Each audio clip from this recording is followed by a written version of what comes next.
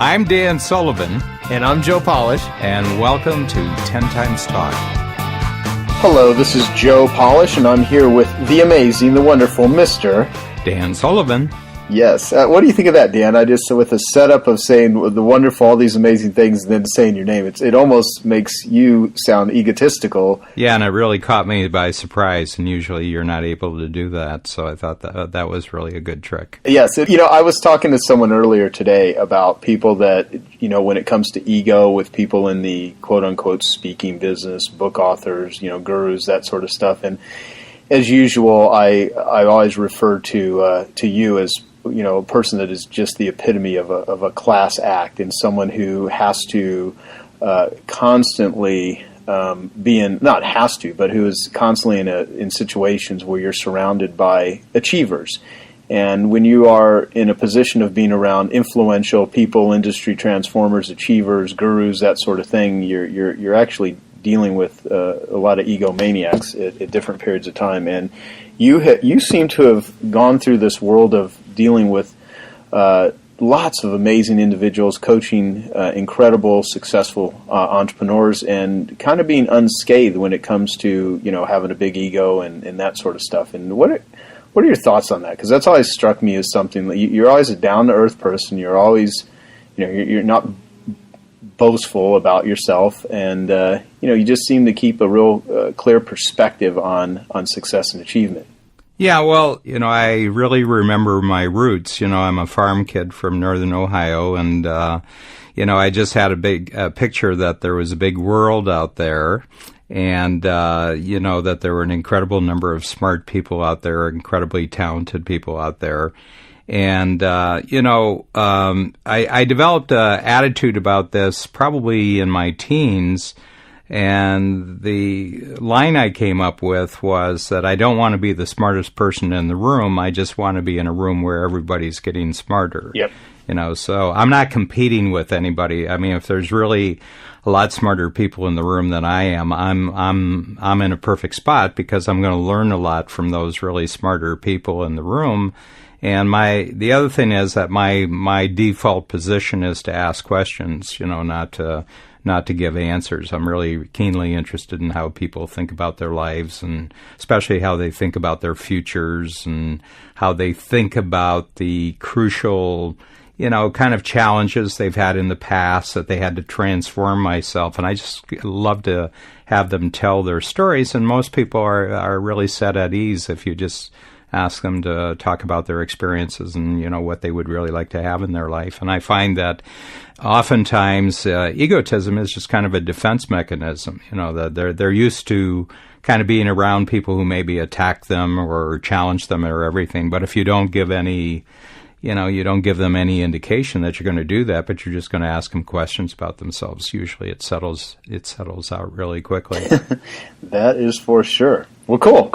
Well, we talked on one of the last episodes of 10 Times Talk about project managers in people's companies. Mm-hmm. And one of the key ingredients to multiplying your success is to have that area handled in your business. And so I'd like to kind of take this episode and turn it over to you related to that particular subject. And if you could maybe just, share with our listeners, what have you learned about this and why is it so crucial, and starting from the standpoint of even defining what project management even means. Yeah, and it seems like a pretty mundane subject, but actually, in my experience, because I'm almost 40 years now in the business of coaching entrepreneurs on how they grow their businesses, and there's kind of like two stages to every entrepreneur. There's they're just getting out into the marketplace, which they usually do as an individual, and usually the reason why they're able to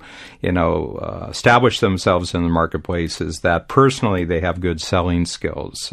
They have really good ability to get other people to let them in on their future. I think oftentimes that's what you're doing when you're selling, is that someone else has included you in their future, and you're providing a certain product or service or skill that they find valuable for your future. And that's kind of stage one. And, the vast majority of entrepreneurs never get beyond just being a good salesperson out there. They might have a secretary or they might have a few staff members, but they hit a ceiling where they can't grow any further than that. And usually, basically, all they've actually done is created a salary for themselves. They haven't actually created a business. And so stage two, where, the real excitement of entrepreneurship lies, is where you can actually create a company. And that means that it's not just you and not just your abilities.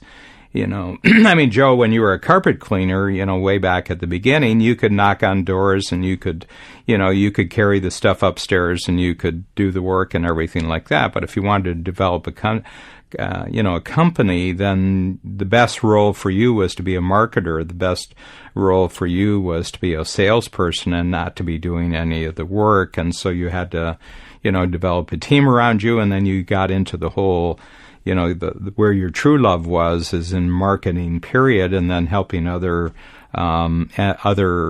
carpet cleaners how to take the magic of marketing and to multiply their businesses. And you could do that on your own for a while, but then after a while you had to have a lot of other people who set up the venues, who followed up with you, and so where you are today, where you can call people up who are very, very famous in the world and say, I'm having a meeting and I'd like you to be a speaker, which, you're really gifted at doing. But it requires a lot of backup. Yep. And one of the things that I've discovered about this is that entrepreneurs, for the most part, hire badly. And they hire badly because they don't make a vital distinction that to grow a company, you have to have two entirely different kinds of managers. And one of them, is process managers, because every business, if you're going to have, repeatable cash flow, it means you have to have repeatable processes that are done the same way every time. There's steps. If we get an order, then the order is processed this way, and then, everything's lined up to provide the service, and then we bill the people and everything. And those are all processes, and you want them to be foolproof. You want them to be, not to break down. You don't want to have errors or anything else. And so you need a person who loves processes, loves doing the same thing every day, making constant improvements, making sure, that, what the business is right now, how it's established, we stay right where we are. So that's one kind of person. But then there's the other part of the business, and that's the business that doesn't exist yet, that gets created out of new ideas and new initiatives and new endeavors. And that requires a totally different kind of manager, and that's not a process manager, that's a project manager, and they are two totally different kinds of creatures. I mean, they are very, very unlike each other, and the best way I can say it is that if you as the entrepreneur, and Joe, you're just a font of new ideas all the time, and you talk to one of your team members, what will happen is you'll give that team member a new idea.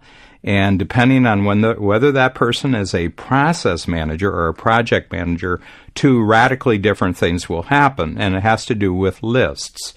For a process manager who already has a list, they start the day with a list, and by the end of the day they have to be through their list because tomorrow they're going to have another list. If you give them a new idea, they immediately take your new idea and they take it and they put it at the bottom of their list, and they'll get to it if they get everything else done, which they usually don't. So it's 2 weeks later and you're really getting impatient because nothing's been done, and they say, well, I have to do my process. I have to go through my list. And that's a process manager, and there's nothing wrong with that. It's just that you gave your new idea to absolutely the wrong person to get anything done. And that's why the project manager is so important, because the project manager also has a list, but the moment you give them a new idea, what will happen is they'll immediately take your new idea and put it at the top of their list, because the new thing is always more exciting to them than everything else that they were doing before. And they just thrive on new ideas, but they don't like repeating things. They'll take a new idea, they'll They'll go out and they'll get done what you want them to get done. They'll get the result. They'll bring the result back to you. They'll even create a system to get the result, but they don't want to manage the system and they don't want to repeat the result. They want a new idea and they want to go out and create something new. And if you're going to grow as an entrepreneur, you got to be able to have great processes with great process managers. But if you're an entrepreneur who grows your business, you're kind of creating your industry, which you are, Joe. You're creating an industry. It consists of new ventures and new possibilities and new opportunities that have never been explored before. You need a project manager to run out there and literally create the system that's going to support your new idea so that you get the result.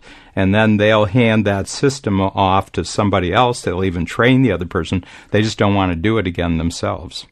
Yeah, that is fantastic. What a great way to describe something that probably creates more entrepreneurial angst and confusion for people. Oh, it does. Yeah, because they're just giving the idea to the wrong person, and it frustrates the process manager because they don't know what to do with it. I'll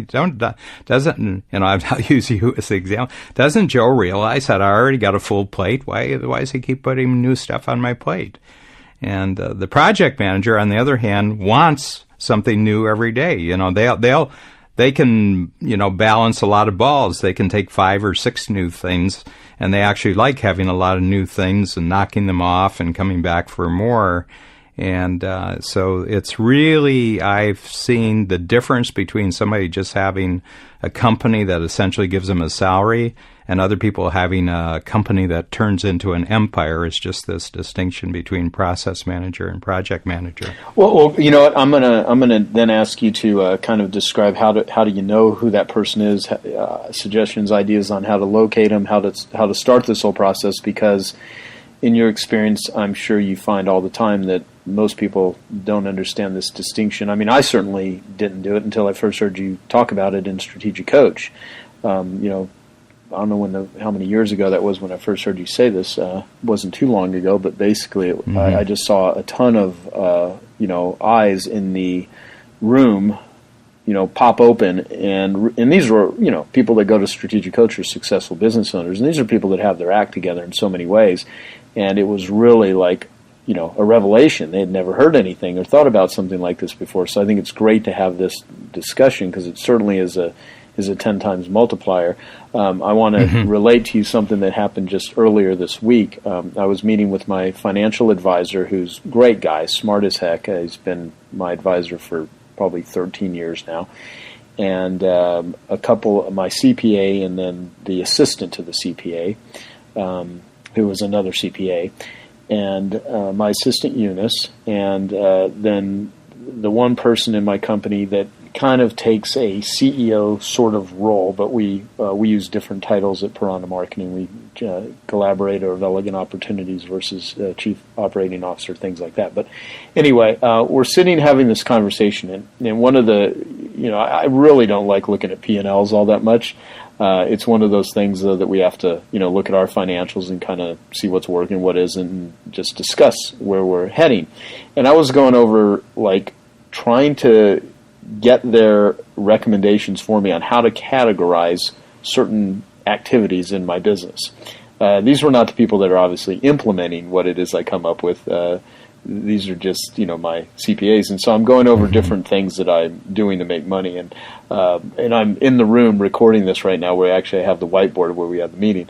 And so one of the things is my 25K group, my Genius Network Mastermind. Then I have my I Love Marketing podcast I do with Mr. Dean Jackson. Ethical services, the cleaning niche, which I still sell things to, licensing of my, intellectual capital, space marketing, which is a future venture that I'm going to get into in the space and marketing and advertising industry, angel investing and advising people. And the CPAs just had no earthly idea how to categorize this stuff, and a lot of it was being categorized under Genius Network. And I'm like, well, some of these things don't have anything to do with Genius Network, so we got to break it out. And everyone had this just dumbfounded look on their face, like they don't know what to do with my ideas. And there was just one person in there who, like you're describing, that loves new ideas and would want to run with it, whereas the rest of them just, didn't even know how to think about this. And I'm certainly not a CPA, so I'm like, well, you guys need to figure out where to properly allocate, where I'm spending time, money, and energy, what's coming in, what's going out, so that I can, look at the P&L and know that this stuff is in the right place. And so that's still an ongoing thing I need to get figured out, but it so relates to what you're saying here. Yeah, and I just want to point out something that, what your frustration was, and perhaps their equal frustration, is that the process manager has to take new information and put it in the existing categories. Yep. A project manager says, "Oh, great! We get a chance to create an entirely new category." Yep, exactly. So who cares what the existing categories are? Let's create a new category, and we'll put the new information in the new category. So they're not contained in a certain sense. They're kind of entrepreneurial. They're a staff person. They work within somebody else's company, but they have kind of an entrepreneurial attitude. They love the new. They love creating new methods. They love creating new systems, but they can't initiate that. Somebody else has to initiate it. You have to be the person with the new idea. As soon as they get the new idea, they love it, and they'll go out and they'll create the reality around it in terms of structure and organization and packaging, but they're not the person to actually initiate the idea. Right. And I am a great initiator, and so getting things done. So let's talk about, what do you do? So now that someone has this really incredible wisdom and insight and understanding and thinking about this, because it goes back to one of your quotes, because I'm going to constantly bring up the quotable Dan Sullivan, which is one of your books, and never own anything that eats while you sleep, and people should buy those books immediately and keep them next to their bed and read them all the time.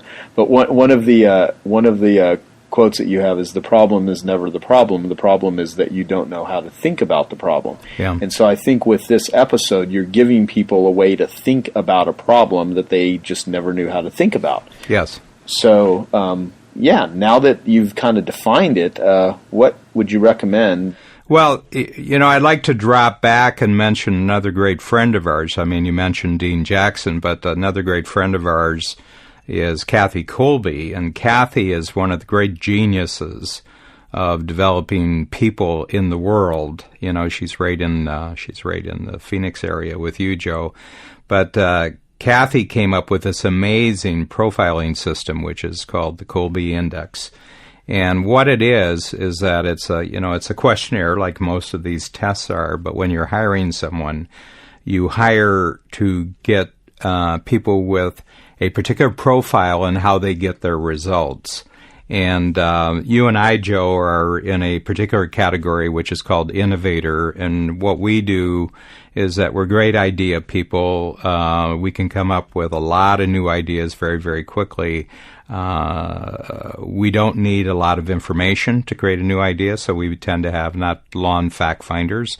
We are not follow-through people. We're not the people to create the systems to actually do things, but we can really generate ideas and think about new things in new ways. But if we're true to ourselves and we really want to be happy within our abilities and to have those really lead to great success in the world, then we got to surround ourselves with all sorts of people who aren't like us. And the project manager in the Kolbe system is right down the middle. So in the Kolbe system, she has what is called insistent, where you're really, really powerful and you will insist on acting this way. And then you have another area which is called resistant. You will resist this type of activity. I will resist research. I will resist analysis. I will resist, creating a system before we start doing things. I'll just start with something, and you're the same way. But the middle ground is called accommodating, and these are people who are not insistent. They don't start things. And they're not resistant. They don't resist anything, but they can accommodate resisting people, and they can accommodate they can accommodate insistent people. And it's a profile you can do right on the web. I just highly recommend everybody who's listening just go to Kolbe.com. That's KOLBE.com. It's it takes you about 20 minutes to do the test. I think it's $35. Just give me your credit card number, and as soon as you do the test, you get the results back, and it's just one of the great eye openers that I think anybody gets in their life, because she just nails you. She's just got this amazing algorithm based on human psychology that just basically identifies how it is that you get results and where your comfort zone is. And the mediator, which is right down the center, is there's not a lot of them. They're kind of in a minority of the population, but you know them when they see them. They just like getting involved with anything. They can communicate with anyone. Communication skills. They have tremendous relator skills. They're very good organizers. They're very fast responders, but they don't start anything, and they don't resist anything. So you got to treat them carefully, because one of the real problems, they can't say no to anything new, and they can get overwhelmed. Yes, I've seen that happen. Yeah. They're almost, they're like a dog. You can kill them by throwing the stick, just throw a stick, and, they'll just go out and get the stick until they drop dead, but they will not stop running after what they think is a new stick, I'm looking at Paul Hamilton. He's one of my project managers. He's running the 10 times talk from my end in Toronto, and he just put his 2 thumbs up. Yeah, and I said, yeah, I got to be very careful that I don't run Paul into the ground. Yeah, well, it does happen, and you can take really incredibly good people and burn them out. And, you think that they have some discretion of stopping and knowing, and they really don't. No, they don't. They don't. So I'm on a new idea quota with Paul. I only get so many new ideas in any given time period, and that's for his safety. That's great. So what else about Kolbe do you recommend? Because I've interviewed Kathy before. You guys have recommended Kolbe for a long time. And you use it in all aspects of hiring people and strategic coach. Yeah, we run our organization. We would never think about even defining a job unless we use the Kolbe method to actually define the job. That gave us the profile, and then we have the profile, and then we put out the word that we're looking for a particular person. And we test the person when they come in, and if they don't hit they're A fit on the Kolbe profile, we don't hire them. Even if we love them, we think they're great, they respond. If they don't hit the Kolbe profile, we don't hire them. I'm just so totally clear about this. I think she's an absolute genius, and I think she's given an amazing gift to the world. That's awesome. That's a really strong recommendation too. That if they don't hit the profile, we don't hire them. And how many employees do you currently have, and how many have you had throughout the years? Because I just want to give the listeners a perspective that this is not something you came up with yesterday. Yeah, we have 100 right now. We're right around 100, and I would say, even with the wisdom that the Kolbe profile has given us over the years, and we started, with Kathy when we were a very small company. And, I easily, we had 100 who joined us who aren't there anymore, and for one reason or another, they didn't fit in. Because you can't measure, the one thing that no test will measure is motivation, Joe. You know that for yourself. Right. I haven't seen a psychological profile yet that measures motivation. And, so you can have a person who's a perfect fit using all the existing testing mechanisms, but they're just not motivated to actually take advantage of the opportunity that you're giving them. You do your best, but it's not a science; it's an art. And like every art, there are really, really good tools, but it isn't a science. There isn't 100% predictability about it. That's what science is. Science gives you 100% predictability. Art, you got a feel for it, but it's not predictable. Right. Yep. Okay, so now that someone does a Kolbe, and you identify, where their what their MO is, what else needs to be set up in your company in order to fully take advantage of this? Well, let's say I've got the, I've got the project manager profile. So this is the subject that we're talking about here, Joe. So we can go into other areas of building a 10 times organization, and other conversations. But let's just say for me, I would start my organization with a project manager. I'm an idea guy. And I just want somebody who, right from day one is going to take my ideas and is going to find the actual way of getting results. And one of the things, I can create a project. I want you to hire me a process manager. And a project manager can create a process manager, but a process manager can't create a project manager. Mm-hmm. So my first hire would be a project manager. And essentially, in a kind of funny way, we actually did that in the early days. I wouldn't basically say absolutely truthfully that's what it was, but they were far more of a project manager than a process manager. And then, what I want to do is I want to be in the idea business because I'm a front stage guy. I'm not a backstage guy. I'm selling, I'm coaching, I'm creating new materials. I'm not a backstage guy. So I want somebody who can actually create my backstage structure. But here's the interesting thing, and we have a couple of tools. When you join Strategic Coach, there are two very powerful tools that we provide to all the multipliers, because that's what I call entrepreneurs who are in Strategic Coach. I call them our multipliers. And we provide one of them is called the impact filter, and it's a thinking process that takes about a half hour. And I basically lay out exactly what I expect this person to do. And I say, this is the purpose, why you were hired. This is why it's so important that we have you. This is the ideal outcome I'd like to see from your being on board. This is the worst result that can happen, if it doesn't work out. I'm going to tell you it's the worst result that can happen for us and the worst result that's going to happen for you, but we're not going to go there. This is the best result that can happen. And then if you are really, really successful, this is how I'm going to measure your success. And then I give 8 measurable criteria, up to 8. Sometimes it's not 8, but as many as 8 criteria. This will be true, and I will measure your performance. And so when the person comes in, I sit down with them and I say, I'm going to walk through this with you, and you have a copy of it. And I'm going to walk through, if you have any questions or anything about what I've said here, I want you to get up from the meeting at the end of this and you're just absolutely crystal clear how you can be a hero to me in your new job. I want to blueprint your success in my company, and this is how I want to do it. And I said, we'll review this. Maybe it isn't quite the way we want it, so maybe a month down the road we'll take a look at this and maybe we'll make some adjustments, or we'll find out some additional skills that you have that I haven't really included here. So anyway, that's the big thing, the impact filter. And I know, Joe, you've become a huge fan of the impact filter.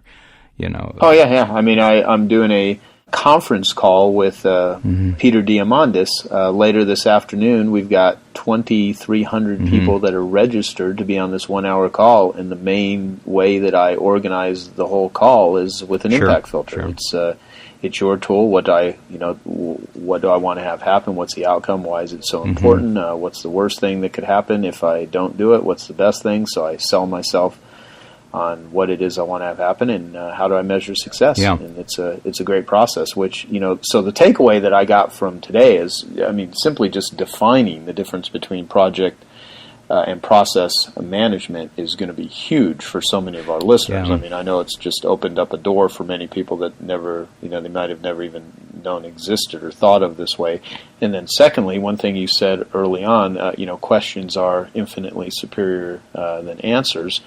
And, your whole process of Strategic Coach is really creating an environment for entrepreneurs to come and really be asked the right question and thinking it through and learning how to develop those habits of, some people may think, spending 30 minutes thinking something through. Well, if you're going to hire someone, you have an expectation. And you always talk about direction, confidence, capability, and clarity. If anyone listens to us on 10 Times Talk or reads any of your materials, that you hear words like that quite a bit.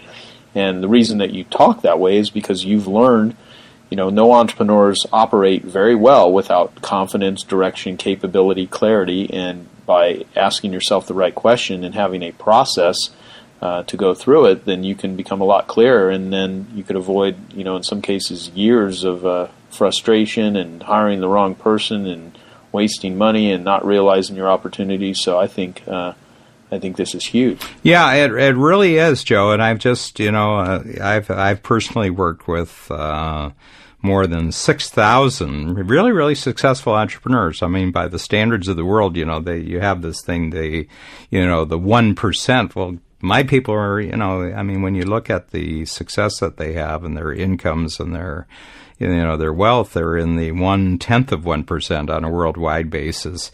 And yet a lot of them have never really gotten over the hump in terms of this process manager, project manager distinction. And when they do, they take off like a rocket.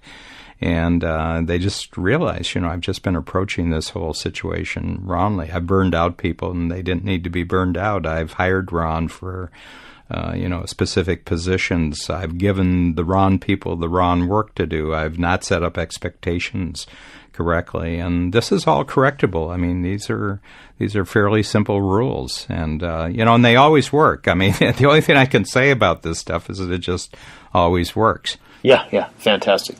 Well, okay, so for this episode, thank you so much, Dan, and for all of our listeners, let us know at 10 times talk, the number 10xtalk.com.